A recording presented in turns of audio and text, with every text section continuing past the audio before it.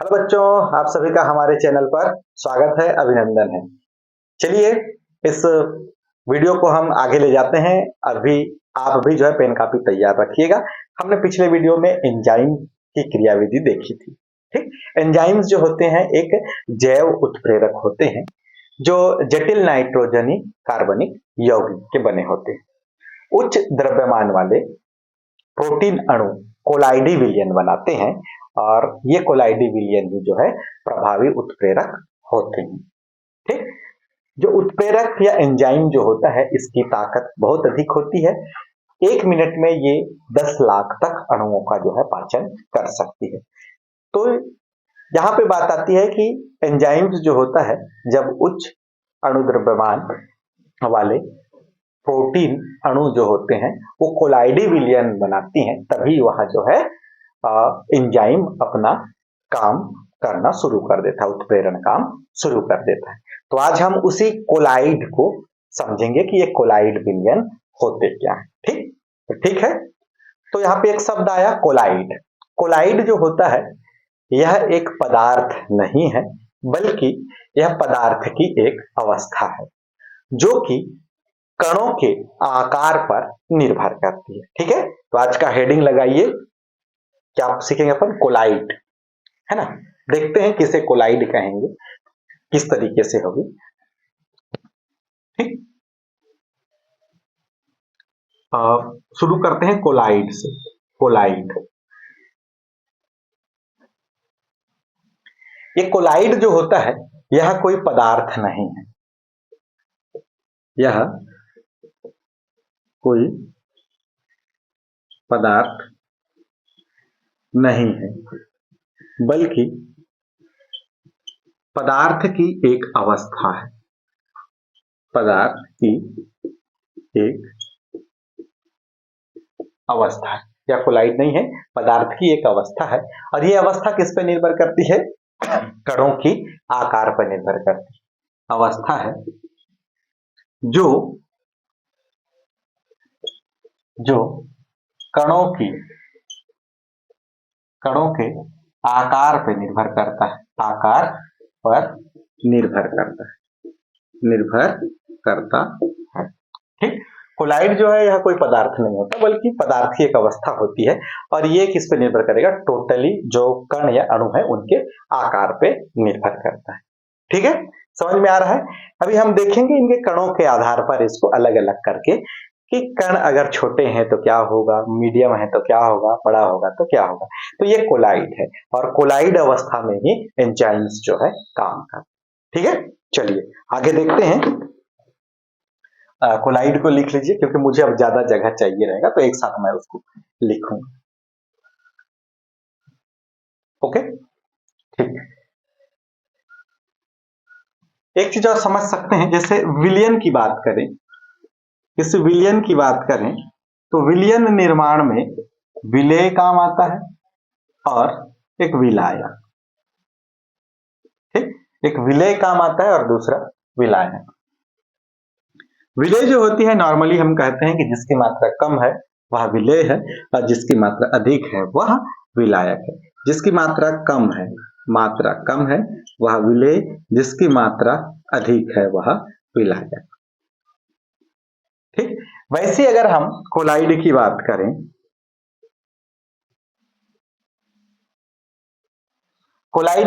करें, तो कोलाइड का निर्माण भी दो अलग अलग अवस्थाओं से होता है, जिसको परिक्षिप्त प्रावस्था और परिक्षेपण माध्यम कहते हैं। परिक्षिप्त प्रावस्था एवं परिक्षेपण माध्यम। परिक्षिप्त प्रावस्था एवं परिक्षेपण माध्यम, इनसे मिलकर जो है कोलाइड का निर्माण होता है। परिक्षिप्त प्रावस्था जो होता है वह विलेय होता है और जो परिक्षेपण माध्यम होता है वह विलायक होता है।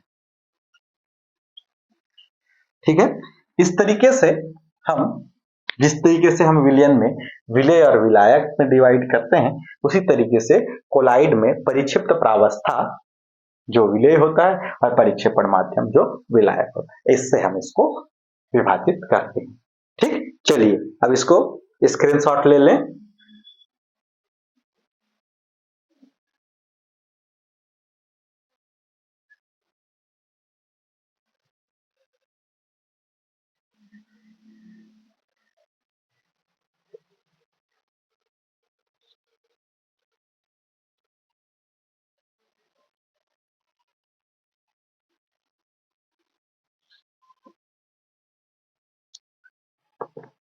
ठीक, तो इस तरीके से हम देखते हैं अलग अलग चीजों। हम एक काम करते हैं, इनको 3 भाग में डिवाइड करते हैं, पहला, दूसरा और ये तीसरा।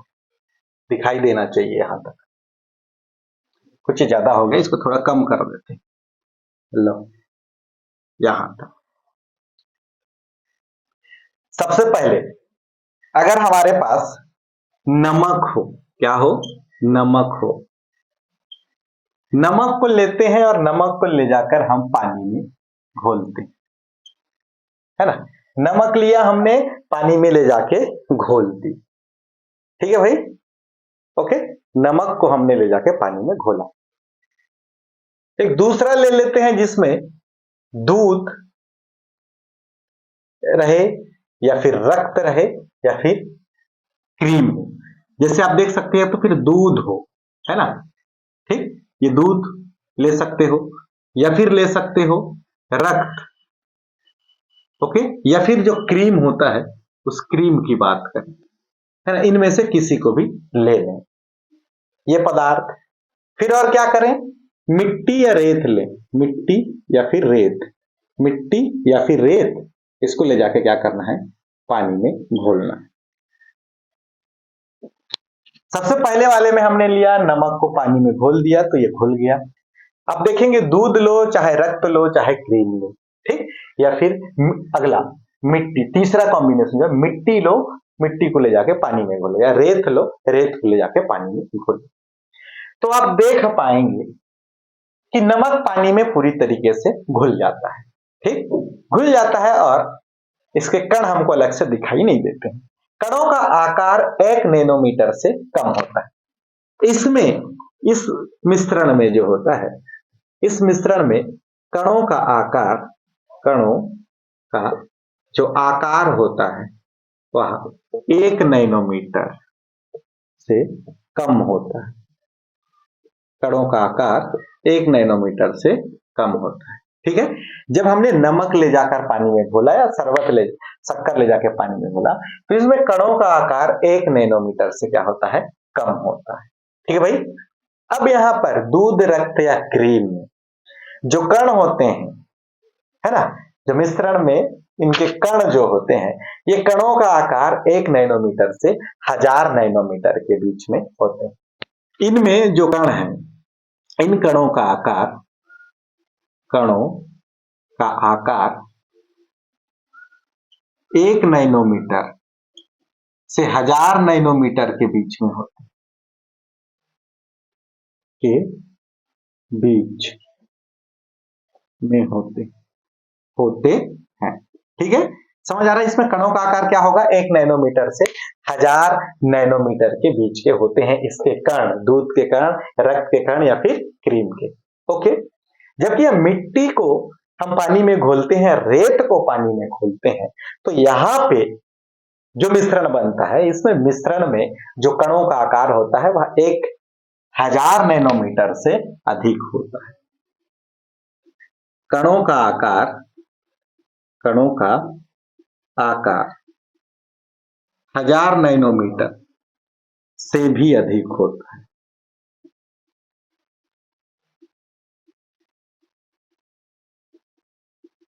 1000 नैनोमीटर से भी अधिक होती है। ठीक है, तो इस तरीके से है भाई। यहां पे कण 1 नैनोमीटर से कम होते हैं, फिर 1 नैनोमीटर से 1000 नैनोमीटर के बीच होते हैं, और मिट्टी और पानी के मिश्रण में जो है, इनमें कणों का आकार 1000 नैनोमीटर से भी अधिक होता है। यहां पे नमक और पानी को अलग अलग नहीं पहचान सकते, दोनों जो है एकदम मिश्रित होते हैं, तो इसको हम कहते हैं सममांगी मिश्रण। क्या कहते हैं ये? सममांगी मिश्रण या सममांगी है। कैसा होता है ये? सममांगी होता है। ठीक, यहां पे कुछ समय के लिए इधर उधर हो जाता है, ये एक विषमांगी। कैसा होता है? विषमांगी है। यहाँ रक्त में देखेंगे थोड़ी देर में पानी अलग हो जाता है और उससे कणिकाएं अलग हो जाती है। ठीक, वैसे ही मिट्टी और रेत के मिश्रण को देखा जाए तो ये भी जो है विषमांगी होता है। आप उसको मिक्स करो तो थोड़ी देर वो पानी में घूमते रहेंगे, फिर जब उसको अधिक समय के लिए रख दो तो स्थिर होते होते सभी तरी पे बैठ जाते हैं। पानी अलग, रेत और मिट्टी अलग। ठीक, तो इस तरीके से सममांगी मिश्रण, विषमांगी मिश्रण, विषमांगी। ओके, ठीक है भाई। अब जो नमक और पानी है, इनके मिश्रण में इनके कणों को हम नग्न आंखों से नहीं देख सकते, है ना। इनके कणों को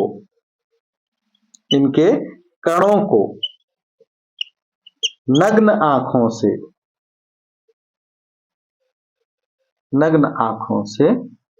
नहीं देख सकते, नहीं देख सकते। ठीक है, इनको जो है नग्न आंखों से नहीं देख सकते, मतलब इनके कणों को अगर हम देखना चाहें तो ऐसी, अगर नग्न आंखों का मतलब ना किसी सूक्ष्मदर्शी की सहायता से, ऐसी साधारण आंखों से देखना, इससे हम उनके कणों को अलग अलग जो है नहीं देख सकते। ठीक, ओके। और वहीं अगर हम दूध और रक्त या क्रीम देखें, इनमें भी इनके कणों को अगर हम देखना चाहें तो इनको भी हम जो है नग्न आंखों से नहीं देख सकते। ठीक है, यहां भी नग्न आंखों से कणों को जो है, कणों को नग्न आंखों से नहीं देखा जा सकता। इसमें भी हम नग्न आंखों से नहीं देख सकते हैं कणों को। और वहीं अगर हम देखें लास्ट वाला में, मिट्टी या रेत पानी में घुला है, तो उसे हम बड़ी आसानी से नग्न आंखों से देख सकते हैं, है ना। इसे क्या होगा? नग्न आंखों से देख सकते हैं, नग्न आंखों से देख सकते हैं। ठीक है भाई, ये क्या होगा? नग्न आंखों से इनको देखा जा सकता है। ठीक, अगर नग्न आंखों से नहीं देख सकते तो इन्हें किन से देखा जा सकता है? नग्न आंखों से इनको नहीं देख सकते, इसका मतलब किससे देखेंगे? कोई ना कोई तो चीज होगा जिससे देखेंगे। इसे अति सूक्ष्मदर्शी से भी देखना कठिन है। देखिए भाई, इतने महीन है, इतने छोटे हैं कि इसे अति सूक्ष्मदर्शी से भी देखना क्या हो जाता है? कठिन हो जाता है। अति सूक्ष्मदर्शी से भी देखना जो है कठिन हो जाता है। अति सूक्ष्मदर्शी से भी देखना कठिन हो जाता है, मतलब यहां पर भी आसानी से दिखाई नहीं देते, कठिन, देखना कठिन हो जाता है। अति सूक्ष्मदर्शी की सहायता से भी देखना इनके कणों को कठिन हो जाता है। और वहीं दूध, रक्त या क्रीम के कणों को हम अति सूक्ष्मदर्शी की सहायता से देख सकते हैं। अति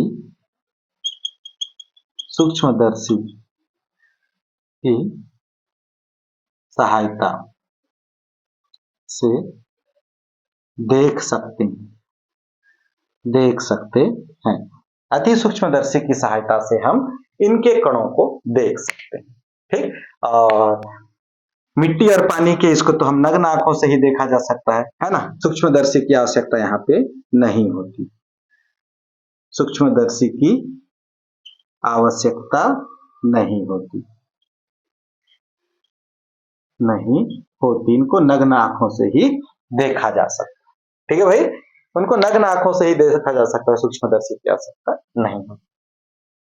यहां पर ये जो नमक और पानी का जो मिश्रण है, नमक और पानी के इस मिश्रण को नमक और पानी के इस मिश्रण को कहा जाता है विलयन। क्या कहा जाता है? विलयन। नमक और पानी के इस मिश्रण को कहते हैं विलयन। क्या कहेंगे? विलयन। यहाँ पे दूध, रक्त और क्रीम जिसके कणों का आकार 1 नैनोमीटर से 1000 नैनोमीटर के बीच होता है, इनको कहा जाता है कोलाइड। क्या है? कोलाइड। कोलाइड। ये है क्या? कोलाइड। ठीक है भाई, ये कहलाता है क्या? कोलाइड। यानी कि दूध, रक्त और क्रीम ये क्या है? कोलाइड है। वहीं मिट्टी का पानी में मिश्रण या रेत का पानी में मिश्रण ये कहलाता है निलंबन। ये क्या कहलाता है? निलंबन। ठीक है, ओके, समझ में आ रहा है भाई? ठीक। विलयन। विलयन कौन होते हैं? विलयन वह पदार्थ जिनमें कणों का आकार 1 नैनोमीटर से कम होता है, वह विलयन कहलाता है। जैसे नमक का पानी में मिश्रण। ठीक है। कोलाइड।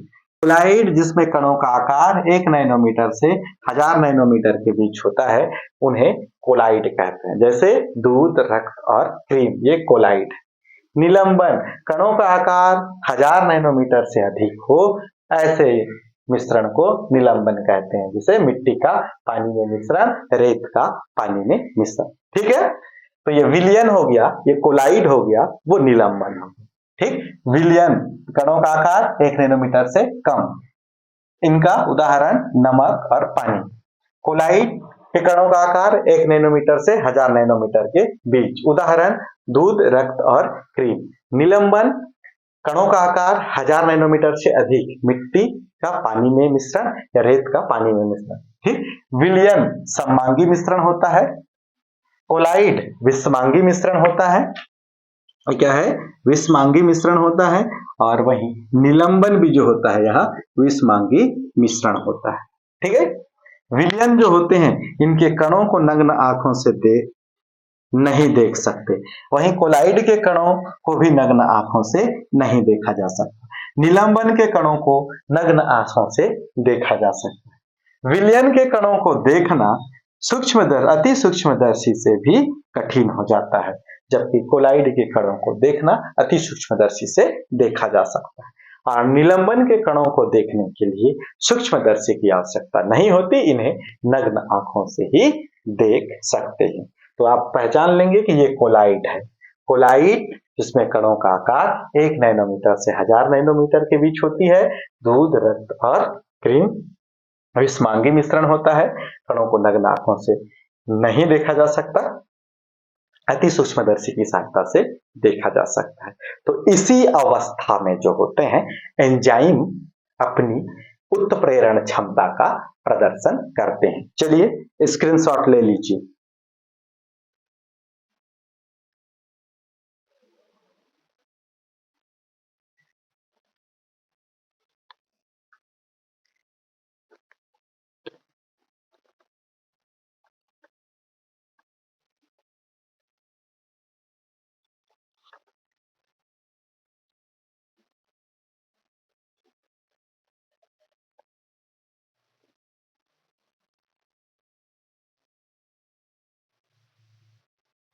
हो गया? ठीक, हो गया ना? चलिए।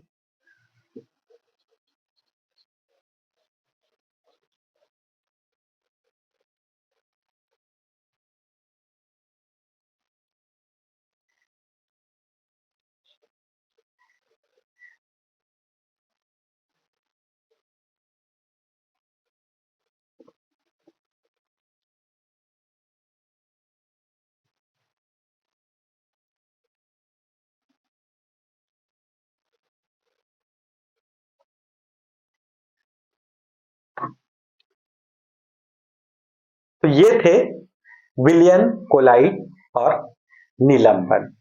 तो आगे क्योंकि जो एंजाइम होते हैं वो कोलाइडी फॉर्म में ही अपनी उत्प्रेरण क्षमता प्रदर्शित करते हैं, तो कोलाइडों को इस चैप्टर में हम आगे अध्ययन करेंगे। तो लीजिए कोलाइडों का वर्गीकरण। कोलाइडों का वर्गीकरण।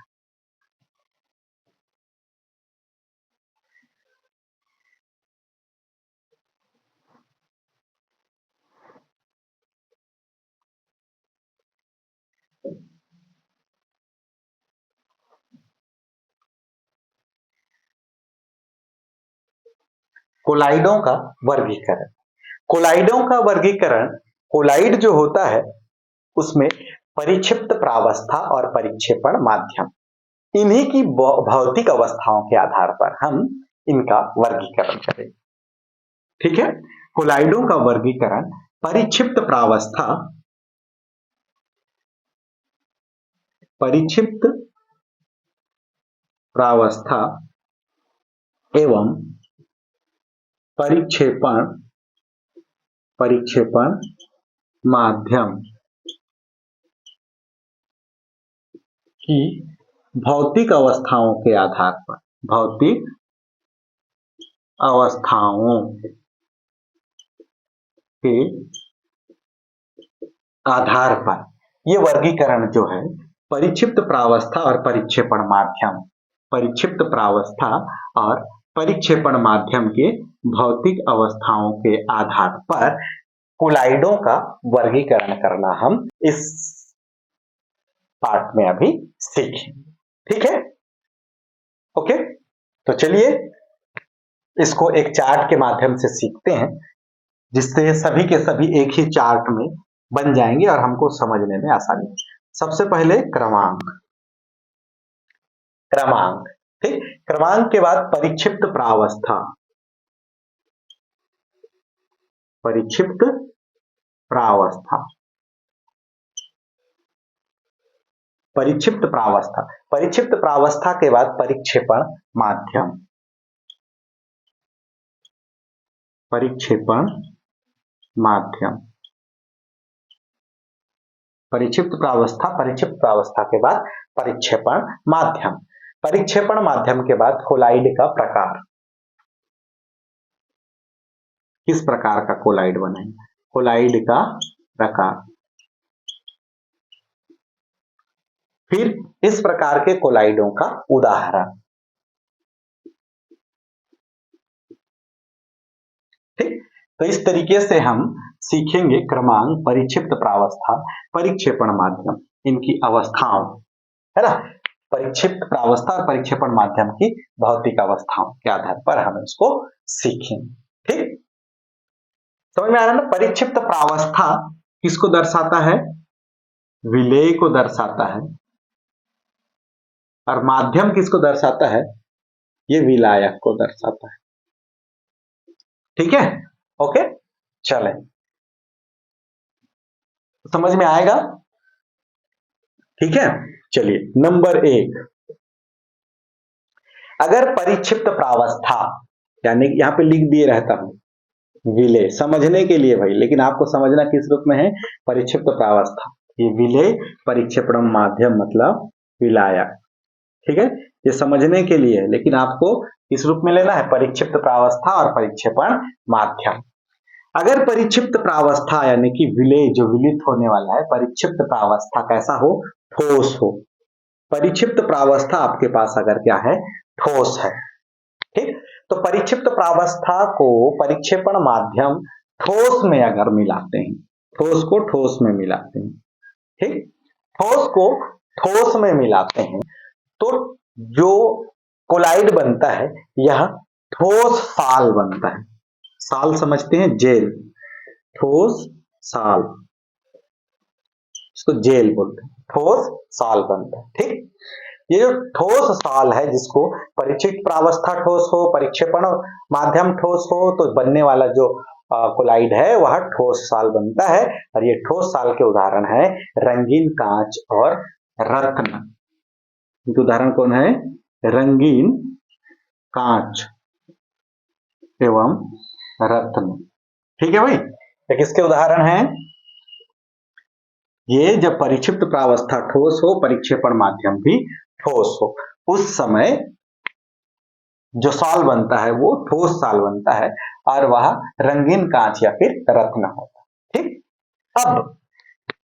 अब अगर परिक्षिप्त प्रावस्था हो ठोस, परिक्षिप्त प्रावस्था क्या होना चाहिए, ठोस होना चाहिए, परिक्षेपण माध्यम होना चाहिए द्रव। ठीक, परिक्षिप्त प्रावस्था ठोस को हम परिक्षेपण माध्यम द्रव में मिलाते हैं तो यहां पे बनता है साल, यानी कि जेल बनता है, साल। क्या बनता है, साल। इसे क्या बोलते हैं अपन, जेल। ठीक, तो इस तरीके का जो ये कोलाइड का प्रकार है जो साल है। उदाहरण कौन है, पेंट और रंगीन कलर, रंगीन तरल में पेंट या कोशिका तरल। पेंट मतलब कलर्स जो बनते हैं पेंटिंग के लिए, वो पेंट। और कोशिका में जो तरल पदार्थ होता है, कोशिका का तरल पदार्थ, वो इसी तरीके का कोलाइड होता है, जिसमें परिक्षिप्त प्रावस्था ठोस होता है, परिक्षेपण माध्यम जो होता है वो द्रव होता है। ओके, ठीक। नेक्स्ट है थर्ड, अगर इसमें परिक्षिप्त प्रावस्था ठोस हो, परिक्षिप्त प्रावस्था कैसा होना चाहिए, ठोस हो, और जो परिक्षेपण माध्यम है वह होना चाहिए गैस। मतलब गैस में ठोस का कोलाइड जब बने, गैस में ठोस का कोलाइड बने तो उसको कहा जाता है, जो बनता है वो कोलाइड होता है एरोसॉल। ठोस का गैस में कोलाइड क्या कहलाता है, एरोसॉल।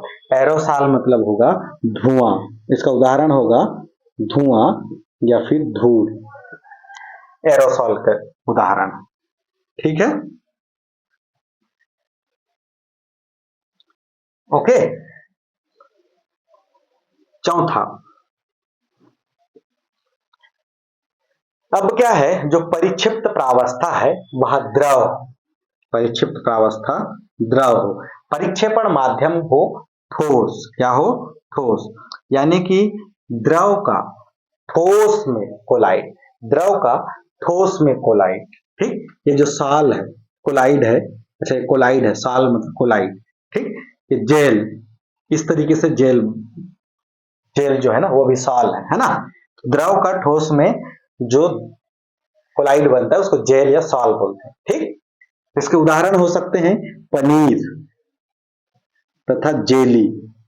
ये इस प्रकार के हैं जिसमें द्रव जो है परिक्षिप्त प्रावस्था होती है और परिक्षेपण माध्यम उसमें ठोस होता है। ठीक, नेक्स्ट है, अगर परिक्षिप्त प्रावस्था द्रव हो और परिक्षेपण माध्यम भी द्रव हो, द्रव और द्रव, परिक्षिप्त प्रावस्था द्रव हो, परिक्षेपण माध्यम भी द्रव हो, तो इसमें जो बनता है वो पायस है, पायस, जिसको इमल्सन कहा जाता है। ठीक है, ओके। तो इसका उदाहरण है दूध, और बालों के लिए जो क्रीम बनता है, वो बालों के लिए क्रीम है ना,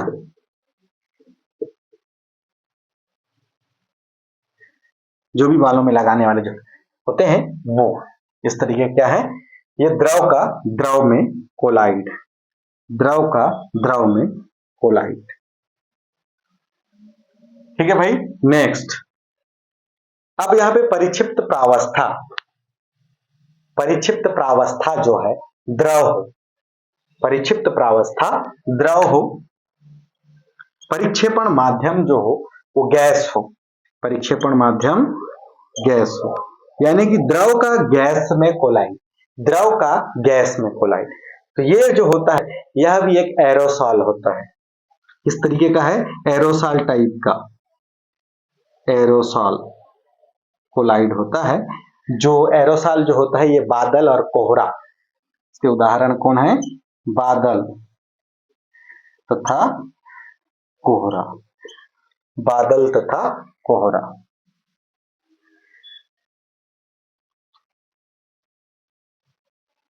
बादल तथा कोहरा जो है एरोसॉल में आता है।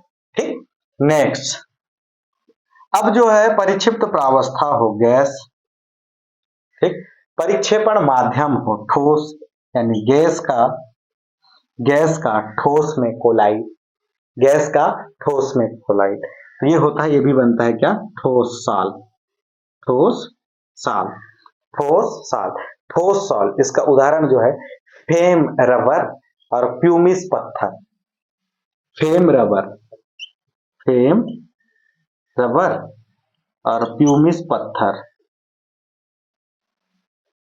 फेम रबर और फ्यूमिस पत्थर इस तरीके के कोलाइड के जो है उदाहरण। ठीक है, नेक्स्ट 8वां, यहां पे परिक्षिप्त प्रावस्था जो है गैस हो, परिक्षेपण माध्यम जो हो वो द्रव। परिक्षिप्त प्रावस्था गैस, परिक्षेपण माध्यम द्रव। इनको मिलने से जो है जो कोलाइड बनता है वो फोम होता है, फोम। ठीक, और इसका उदाहरण है साबुन का झाग और फेन। साबुन का झाग और ये फेन। ठीक है, इस तरीके से ये द्रव का गैस का द्रव में कोलाइड। अब यहां पे बात आएगी कि गैस, क्या गैस का गैस में हो सकता है, गैस का गैस में क्या कोलाइड बनेगा? तो यहां पे गैस का गैस में कोलाइड नहीं बनता है। क्यों? क्योंकि गैस का गैस में कोलाइड अगर बनना हो तो वो सममांगी मिश्रण हो जाता है, और जबकि कोलाइड जो होता है वो विषमांगी होता है, इसलिए गैस का गैस में कोलाइड नहीं बनता। ठीक है, गैस का गैस में अगर करेंगे तो वो ऐसा हो जाएगा सममांगी मिश्रण होगा, जबकि कोलाइड एक विषमांगी मिश्रण है। इसी कारण गैस का गैस में कोलाइड जो है नहीं बनता। तो ये स्थितियां हैं जिनमें परिक्षिप्त प्रावस्था और परिक्षेपण माध्यम की अवस्थाओं के आधार पर कोलाइडों का वर्गीकरण किया जा सकता है। अगर परिक्षिप्त प्रावस्था ठोस, ठोस का ठोस में कोलाइड ठोस साल कहलाता है, रंगीन कांच और रत्न है। ठोस का द्रव में कोलाइड साल कहलाता है, पेंट या कोशिका तरल। ठोस का गैस में कोलाइड एरोसॉल कहलाता है, धुआं या धूल के कारण। द्रव का ठोस में, द्रव का ठोस में जो कोलाइड है वह जेल है, पनीर या जेली इनके उदाहरण है। द्रव का द्रव में, द्रव का द्रव में पायस है, दूध या जो क्रीम बनते हैं वो क्रीम, बालों के क्रीम। द्रव का गैस में कोलाइड ये एरोसॉल कहलाता है, बादल या कोहरा। गैस का ठोस में कोलाइड है ना, ठोस साल है, और ये फेम रबर या प्यूमिस पत्थर। गैस का द्रव में, गैस का द्रव में कोलाइड ये हो जाता कहलाता है, किस प्रकार का कोलाइड है? फोम प्रकार का। उदाहरण कौन है? साबुन का झाग और फेम। गैस का गैस में कोलाइड नहीं बनता, क्योंकि गैस का गैस एक सममांगी मिश्रण होता है, जबकि जो कोलाइड होते हैं वो विषमांगी मिश्रण होते हैं। ठीक, तो ये था कोलाइडों का भौतिक परिक्षिप्त प्रावस्था और परिक्षेपण माध्यम के भौतिक अवस्थाओं के आधार पर वर्गीकरण। चलिए इसको स्क्रीनशॉट ले लीजिए।